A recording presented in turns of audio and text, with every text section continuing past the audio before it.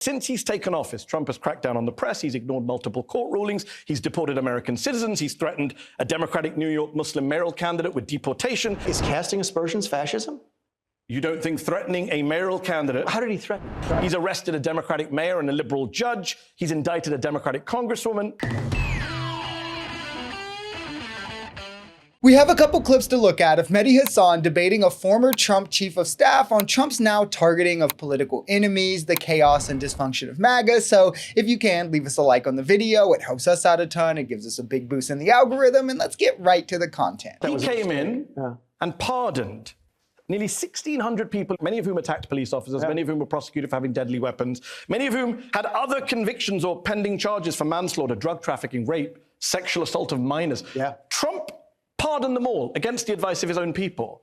What kind of person does that? I thought it was a bad decision. I don't know why he did it. If you're not in the room with him when he's making the decisions, it's hard to understand exactly why he's doing it. By the way, his vice president said the same thing.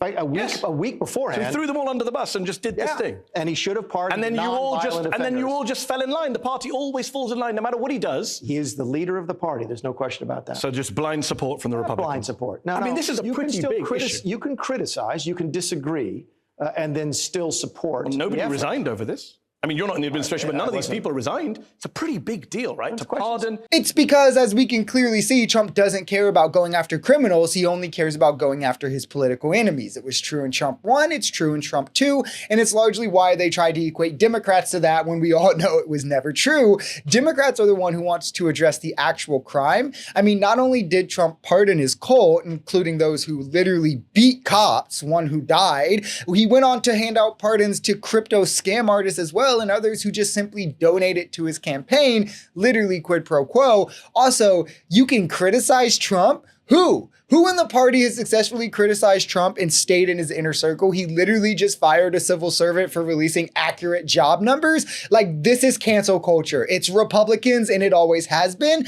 Again, he fired a civil servant for showing how piss poor his tariff idea is by releasing accurate job numbers. That's why the entire party falls in line. They only care about power, and the only way to get it is to suck up to Trump. Whatever he does, all is forgiven. You have called Trump's critics deranged for saying Trump would behave in an authoritarian, even fascistic way, that he would use the government in his second term to go after his critics. And yet, since he's taken office, Trump has cracked down on the press, he's ignored multiple court rulings, he's deported American citizens, he's threatened a Democratic New York Muslim mayoral candidate with deportation, he's arrested a Democratic mayor and a liberal judge, he's indicted a Democratic congresswoman. Unlike your predictions about Trump, the predictions of his critics have been vindicated. Let's pick one. They've been vindicated. Let's just pick one. Go. Let's pick the indicting the Democrat congresswoman. Just because you're in Congress doesn't mean you get a get-out-of-jail-free card for whatever you do. They indicted her for attacking or assaulting a federal officer. Just because you're in Congress doesn't mean you can get away with that kind of stuff. He didn't just indict her. Alina Habba, his ridiculous U.S. attorney in New Jersey, also arrested Ras Baraka, the mayor of Newark. He then had to be released, and a judge said that was a ridiculously hasty arrest. You are targeting political opponents. It's especially rich coming from the party who just cried no Democrat could fairly prosecute Trump. No verdict in New York could count because Democrat judges can't fairly rule over Trump. Democrat juries can't fairly rule over Trump, and that political persecution is wrong, and that apparently political persecution is just when Democrat president and Republican gets arrested.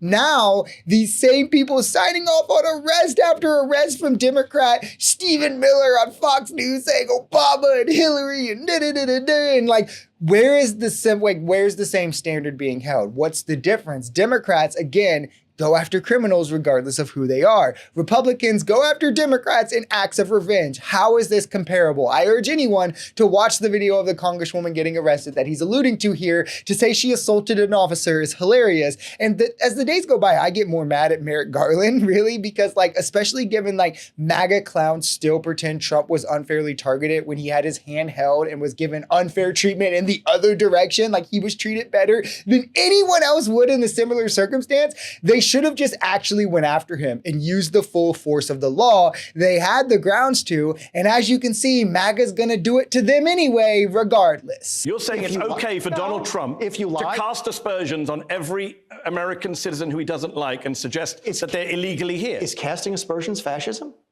You don't think threatening a mayoral candidate... How did he threaten him? He said, we're going to have to look at that, whether he's here illegally. Is that a threat, or is that just... Hold on.